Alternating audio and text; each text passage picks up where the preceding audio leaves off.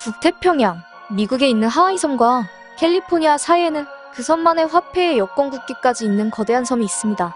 좋은 위치에 좋은 조건. 하지만 이 섬의 인구수는 0. 사람이 살지 않는, 아니 살 수 없는 이 섬은 해류를 따라 태평양에 둥둥 떠다니기도 하고 이미 우리나라의 약 15배 정도의 크기지만 점점 커지기까지 합니다. 이제는 이 커다란 섬이 국가로까지 인정받아 점차 우리에게 알려지고 있는데요. 이 섬의 정체는 바로 태평양 쓰레기섬, 일명 지피지피입니다. 상식 같지 않은 상식을 다루는 채널 도도이키. 1997년 여름, 한 남자가 바다에서 힘겹게 요트를 타고 있었습니다. 남자의 이름은 찰스 무어. 그는 LA에서 하와이까지 요트로 횡단하는 경기에 참가 중이었죠.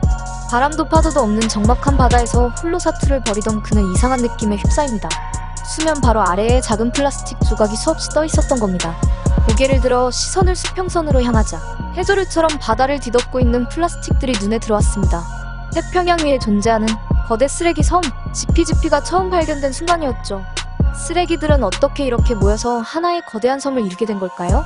지피지피를 이루고 있는 플라스틱 쓰레기의 개수는 약 1조 8천억 개로 무게는 8만 톤이나 된다고 합니다. 이는 초대형 여객기 500대와 맞먹는 무게로 당초 연구진이 예측한 것보다 4배에서 16배 정도 큰 수치였죠. 예상치보다 쓰레기가 늘어난 이유는 2011년 발생한 동일본 대지진 때문일 가능성이 높다 보고 있는데요. 미해양대기청이 2015년 내놓은 보고서에 따르면 동일본 대지진 당시 450톤에 가까운 쓰레기가 바다로 유입됐고 그중 140만 톤은 멀리 퍼져나가 북태평양을 떠돌고 있다고 말합니다. 실제로 지피지피 내에서 쓰레기를 대량 수거해 부착된 라벨을 확인한 결과 일본어로 쓰인 것이 30%, 중국어로 쓰인 것이 29.8%였다 합니다. 아시아에서 북태평양 방향으로 흘러가는 쿠로시오 해류가 이를 실어나른 것이죠. 이 외에도 원산지 표시에서는 12개의 다른 언어도 확인할 수 있었다 합니다. 해양 쓰레기의 다양한 문제점 중 직접적이고 크게 다가오고 있는 위협은 미세 플라스틱일 것입니다. 해양 쓰레기 섬의 전체의 8%는 0.5cm 이하의 마이크로 플라스틱으로 해양 환경을 크게 해칠 가능성을 제시했죠. 이 미세 플라스틱은 너무 작아 하수처리 시설에 걸러지지 않고 강과 바다로 그대로 유입되는데 생태계에 치명적인 영향을 미칩니다. 해양 생물들이 먹이로 오인해 먹을 시 장폐색을 유발하며 에너지 할당 감소, 성장 등에도 심각할 만큼 악영향을 미칠 수 있다는 연구 결과가 이미 나와있죠. 뿐만 아니라 물고기의 몸속에 축적되어 있는 플라스틱이 인간의 체내로 옮겨갑니다. 과학자들이 지중해에서 어류 표본을 채취해 플라스틱의 유무를 조사한 결과 18% 이상에서 미세 플라스틱을 발견했다 합니다. 여기에는 황새치, 참다랑어 같은 인기 어종과 굴, 홍합, 소금 등도 포함되어 있었습니다. 더욱 무서운 것은 미세 플라스틱이 독성 화학물질을 옮기는 운반체 역할을 한다는 것인데요. 폴리에틸렌, 나일론과 같은 석유화학 물질로 만들어진 플라스틱은 주변의 유해 화학물질을 자석처럼 끌어당기는 특성이 있다 합니다. 인간이 만든 유독물질을 흡수한 미세 플라스틱은 물고기의 몸을 거쳐 우리의 몸속으로 다시 돌아오고 있는 것이죠. 또한 태평양 쓰레기섬의 4분의 3은 길이 5cm가 넘는 플라스틱 쓰레기들로 구성되어 있다 합니다.